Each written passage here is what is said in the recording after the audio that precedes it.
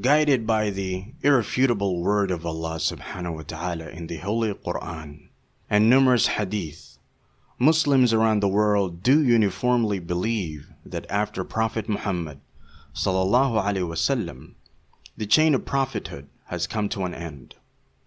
According to this fundamental belief, anyone who now claims to be a prophet of God should be viewed as an impostor, whose claim is contrary to the teachings of Islam. All Muslim scholars consider such proclaimed prophets misguided opportunists who have doomed their souls for worldly gains. Sadly, those unfortunate individuals who follow the man-made ideology of such opportunists won't fare much better in the hereafter unless they are awakened by the truth of Allah subhanahu wa ta'ala and abandon the teachings of their self-motivated leaders. It is those who believe not in the signs of Allah that forge falsehood. It is they who lie. Chapter 16, verse 105.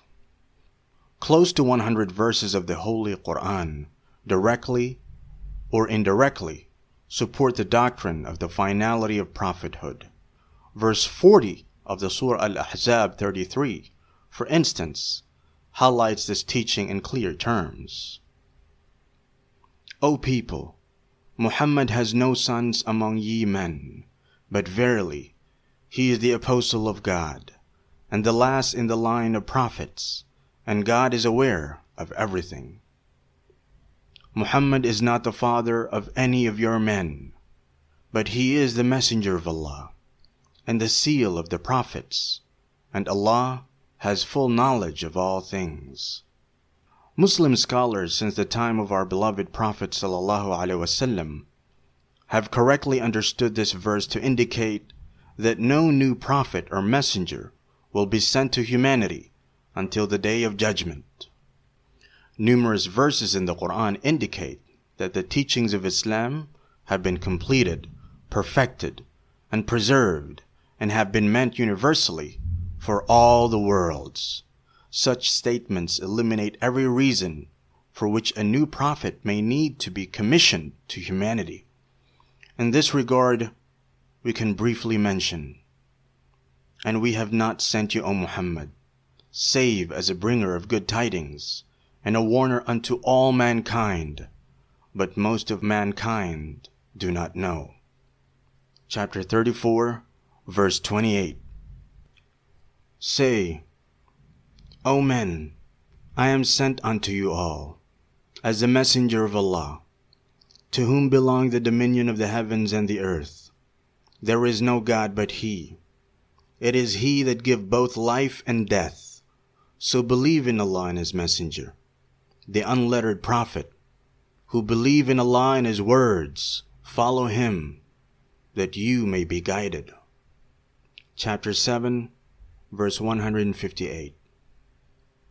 If anyone desires a religion other than Islam, submission to Allah, never will it be accepted from him, and in the hereafter he will be in the ranks of those who have lost. Chapter 3, verse 85. The following portion of the last revealed verse of the Holy Qur'an is also a testimony that no apostle with new instructions or interpretations of the Holy Qur'an will ever need to be sent to the humanity. This day I have perfected your religion for you, completed my favor upon you, and have chosen for you Islam as your religion. Chapter 5, verse 3. The following verses, which appear at the very beginning of the Holy Qur'an, indicate the qualities of the individuals who will benefit from the Holy Qur'an and have been given an assurance of salvation. In its concise and precise form, Qur'an makes clear that these include revelations up to the time of Prophet Muhammad sallallahu alaihi wasallam, and precludes the possibility of any future revelation, prophets, or religions. This is the scripture, whereof there is no doubt, a guidance unto those who fear Allah, believe in the unseen, are steadfast in prayer, give charity, from what we have provided for them, and believe in the revelation sent to you, O Muhammad, and before you, and in their hearts have the assurance of the hereafter. They are on true guidance from their Lord, and it is these who shall be successful.